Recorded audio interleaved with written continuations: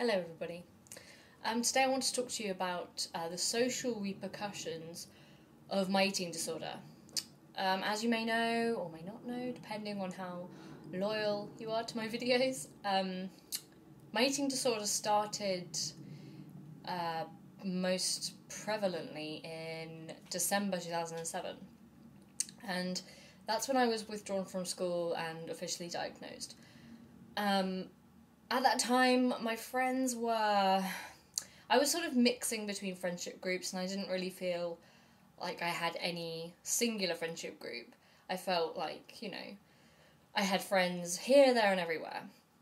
But I did have one friend in specific who was there for me to start with, and she was very supportive, and, she didn't really understand what was going on with me, to be honest with you. But, she gave it her best shot while she wasn't busy with other things.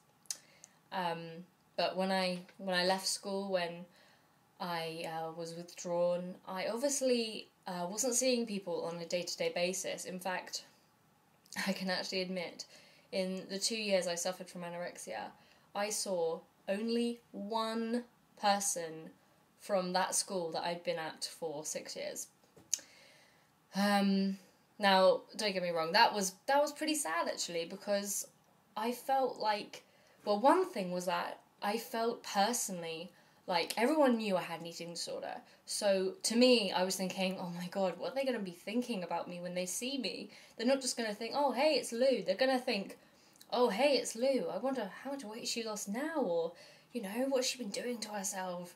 I felt like a figure of kind of interest, and not sort of sympathetic or empathetic interest. I felt like I was sort of a spectacle, and I really didn't want to meet those people who I thought were going to really judge me and sort of scrutinize everything about me, seeing what effect the anorexia was having on me.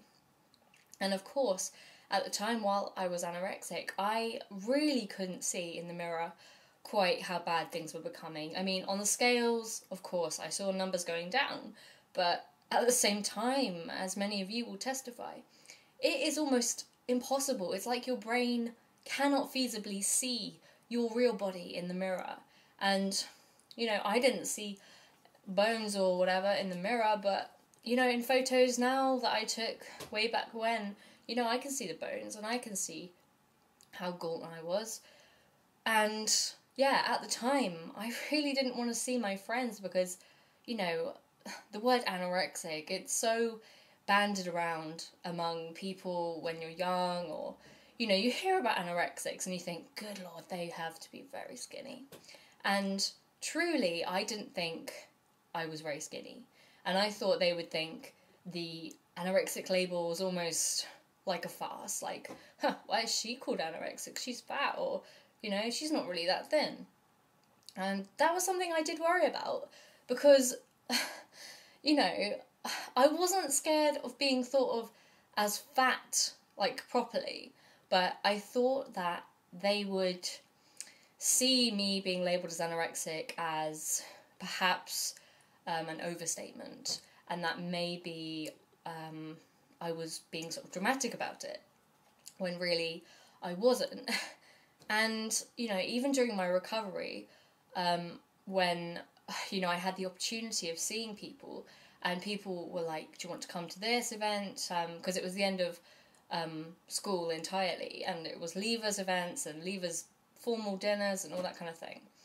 And, even though I was getting better, and, it crossed my mind that, I could come back, I could see these people again, but, it was just that thing of, they know I've had anorexia, and they haven't seen me at my skinniest.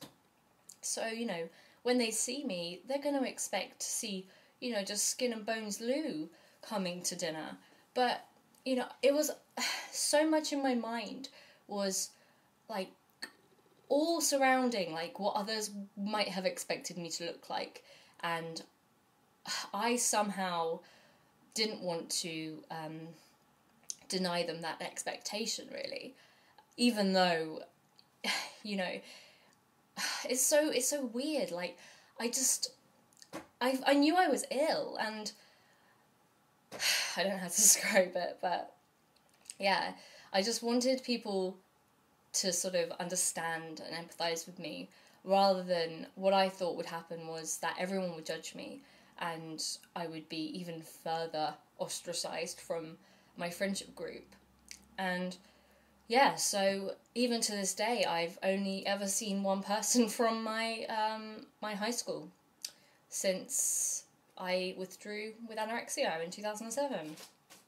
And yeah, you can say that is really sad, because, you know, those were some really good friends of mine at that place, but, you know, they were busy with exams at that time, and they were really important exams.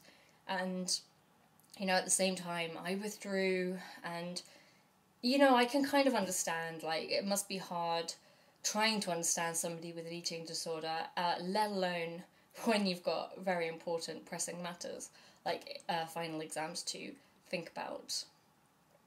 But yeah, basically I didn't see anybody during my eating disorder.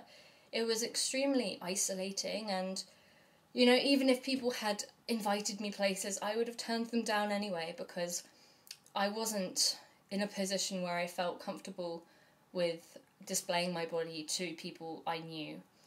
With strangers, you know, they didn't know what I was going through, they didn't know what to expect of me, so it didn't bother me half as much. But with the people I knew and the people whose judgment I cared about, I felt there was a lot at stake personally, and I felt, you know, going to see them was an emotional risk, because with people you've known for many, many years, you have an emotional investment with them. And, you know, at that time, I didn't want to take the risk, because I felt out of the loop enough already, and to feel even more judged, I think it would have made me, I don't know. And even if I'd agreed to go to like a formal dinner with them or something, I can just imagine them all looking at me like, oh my god, she eats. And it's something that, given the option, I'd rather decline, because nobody wants to be in that position. I'm not somebody who really like wants to seek attention, and especially with an eating disorder, when everything about you feel is so, it's being criticised, or it's being judged, it's being scrutinised, you just don't want to put yourself in those very vulnerable positions. And yeah, and even now, I still think, like, if I were to meet up with somebody from my old school, I would think, oh my god, I wonder what they think I'm gonna look like, or I wonder what they think, you know, I'm gonna act like, or be with around food. Are they gonna give me some sort of special treatment?